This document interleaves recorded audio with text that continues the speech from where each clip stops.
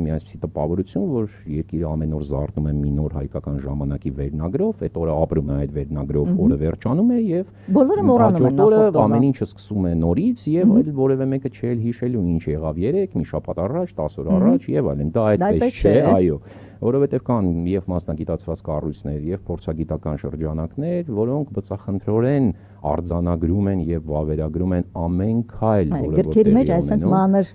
Չէ, դու գուցե կատակում ես, բայց գրքերի առումով էլ, օրինակ Բեկարյան Կարենի գլխավորած կառույցը մի քանի հատոր է արդեն արտադրել այդ գրքերի, թողարկել եւ դրանք արդեն որպես փաստաթուղթ արկա են, որտեղ մանրակրկիտ արձանագրված է ամեն քայլ պատճառահետևանքային կապերը ներառյալ, այսինքն օրինակ ինչպես տապալվեց բանակցային գործընթացը, ինչպես հրահրվեց պատերազմը, պատերազմի ընթացքում ինչպես տապալվեց միջազգային համայնքի հետ